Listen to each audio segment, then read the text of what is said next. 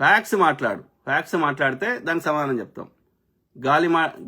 ఉట్టిగా పనికిరాని చెత్త చెప్తే తంతం.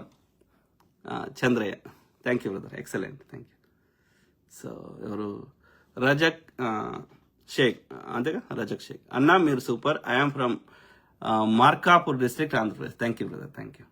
వాడవాడు పవన్ కళ్యాణ్ వాడే చెప్పుకున్నాడు, నేను షెగువీరా అన్నాడు, నా లెఫ్ట్ ఐడియాలజీ అన్నాడు, నా 3వ భార్య యొక్క ఇది బాప్టిజం తీసుకుంది క్రిస్టియను, నా యొక్క 2 పిల్లలకి 3వ భార్య ద్వారా పుట్టిన పిల్లలకి నేను బాప్టిజం తీసుకున్నా అన్నాడు.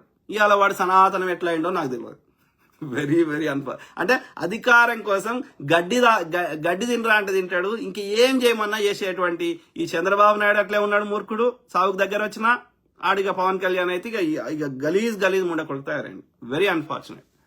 అరే ఎథిక్స్ చచ్చిపోయేటప్పుడు ఏం తీసుకోపోతారు వీళ్ళంతా? చచ్చిపోయేటప్పుడు ఏం తీసుకోపోతారు? కాదు, వీడి అధికారం వచ్చిండు, బగ్గ దోసుకున్నాడు. ఇప్పుడు మోడీ గాడు దోసుకున్నాడు అదాని పేరు పెట్టి. ఏం చేసుకుంటాడు? చచ్చిపోడు ఒక రోజు. నువ్వు చెప్పే గోల్వాల్కర్ గాడు చచ్చిపోలే, నువ్వు చెప్పే ఎడ్గేవాకర్ గాడు చచ్చిపోలే, నువ్వు ఇంతమందిని చంపినావు కదరా, నువ్వు చచ్చిపోవా? గోద్రాలో అంతమంది చంపినావు కదా మోడీగా, అమిత్ షాగా, నువ్వు చచ్చిపోవా? మరి అయిపోయింది కదరా. రోజుకు 100 మంది ఊరు తీసినటువంటి రాజుల కోటలు ఇలా మట్టి తాగుతుంటే వెళ్తున్నాయి బయటకి.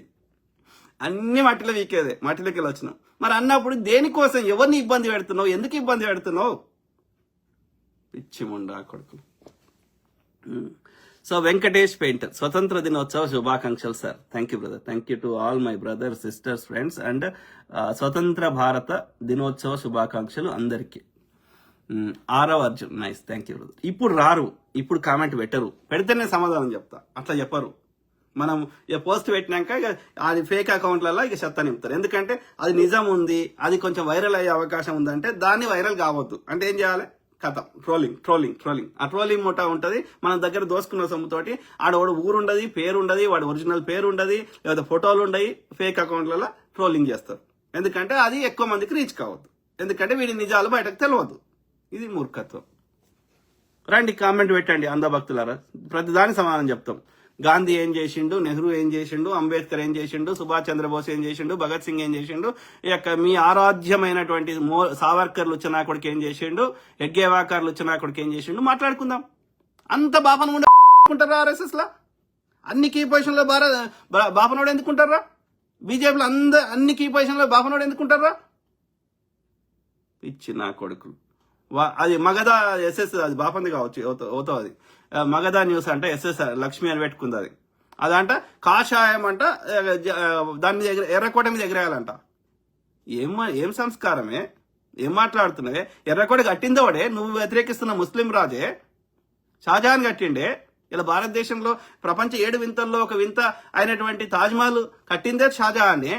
భారతదేశానికి షాన్ అయిపోయిందే. ఇలా తెలంగాణకి షాన్ అయినటువంటి, హైదరాబాద్ కి షాన్ అయినటువంటి చార్మినార్ కట్టిందే ఒక ముస్లిం రాజే, యొక్క కులీ కుతుబ్ షా. ఏం మాట్లాడుతున్నాయి? అట్లాంటి ఒక హిందూ రాజులు ఎన్ని కట్టినరే? ఒక్క మొఘళ్ళు కానీ, ఒక్క ముస్లిం రాజు కానీ ఒక ఇద్దరు తప్ప. ఓకే, ఒకడు తైమూర్ అనేటోడు, ఇంకోటి గజ్నీ అనేటోడు, ఇంకోటి నాదిర్ షా. ఈ ముగ్గురు తప్ప మిగతా ఒక్క ముస్లిం రాజు కూడా భారతదేశ సంపద ఎత్తుకోవాలే. బ్రిటిష్ వాడు ఎత్తుకోవేయండు, వీళ్ళందరికంటే 1000 రెట్లు ఎత్తుకోవేయండు వాడు. కానీ ఒక్క ముస్లిం రాజు కూడా ఎత్తుకోవాలే, ఒక్క మొఘల్ రాజు ఎత్తుకోవాలే, ఒక షాజహాన్ ఎత్తుకోవాలే, ఒక బాబర్ ఎత్తుకోవాలే. అర్థమైందా? ఒక ఔరంగజేబ్ ఎత్తుకోవలేదు, ఢిల్లీ సుల్తాన్లు ఎత్తుకోవలేదు. ఇది వాళ్ళ దేశం అని ఫీల్ అయినరు, అందుకే వాళ్ళు ఇన్ని కట్టినరు. ఇప్పటికీ నేటికి ఉన్నాయి వాళ్ళు కట్టినాయి. కానీ బ్రిటిష్ వాడు భారతదేశం ఏం కట్టలే. ఒక్కటి చెప్పు బ్రిటిష్ వాడు కట్టింది, వాని కోసం వాడు కట్టుకున్నాడు రైళ్లు ఇక్కడ అన్ని ఎత్తుకోవడానికి, లేకపోతే వాళ్ళ ఆర్మీని ఒక దగ్గర నుంచి ఇంకో దగ్గరికి ఈజీగా పంపించి భారత్ యొక్క ఎవడైతే స్వతంత్ర రాజ్యం పోరాటం చేస్తుండో వాళ్ళని అణచివేయడానికి వాడు రైళ్లు వేసుకున్నాడు. అర్థమైందా? ఆ రైల్వే గవే ఉన్నాయి. లేదంటే వాడి రాణులు, వాడి రాజులు ఎవరైతే ఉన్నారో వాళ్ళు రాజప్రసాదాలు ఉండడానికి కొన్ని భవనాలు కట్టుకున్నాడు. లేదు అంటే ఇక్కడ నుంచి ఆ యొక్క సముద్రం రేవుకు తీసుకుపోయి అక్కడి నుంచి వాడి షిప్పులలో ఎక్కించుకోవడానికి ఆ పోర్టులు కట్టుకున్నాడు. అంతకు మించి భారతదేశంలో మనకి పనికొచ్చేది ఒక హాస్పిటల్ కానీ, ఒక తిండి పెట్టేది కానీ, ఒక ఆనకట్టలు కానీ పెద్దగా ఒక బ్రిటిష్ ముస్లిం రాజులు కట్టిన దానిలో 1% కూడా కట్టలే బ్రిటిష్ వాడు దోసుకుపోయిండు. కానీ ముస్లిం రాజులు అట్లా చేయలే.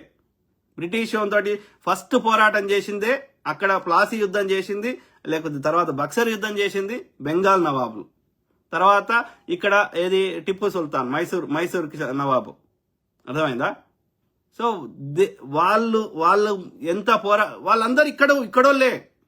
ఈ బ్రాహ్మణులు పెట్టిన ఈ యొక్క ఈ వివక్షలు ఇవన్నీ ఇబ్బందులు నచ్చక కన్వర్ట్ అయిన వాళ్ళు.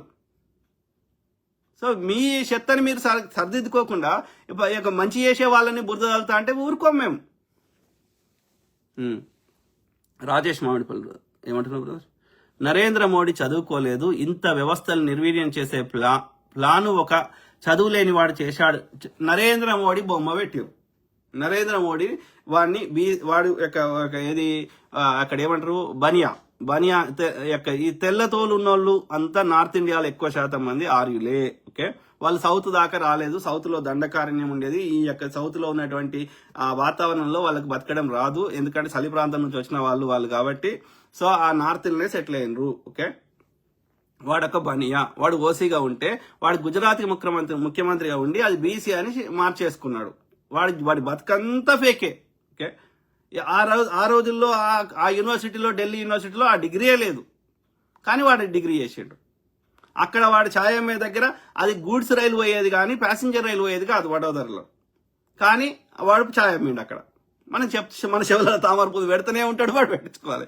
మగర్మచ్చి అంటే మొసలిని పట్టుకున్నాడు, మనం నమ్మాలి. అర్థమైందా?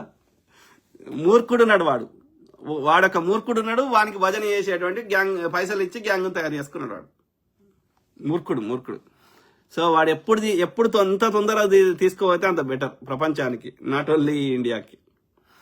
నరేంద్ర మోడీ చదువుకోలేదు, ఇంత వ్యవస్థలు నిర్వీర్యం అంటే నేనేమంటున్నా, వాడు చేస్తలేడు, వాడు మూర్ఖుడే.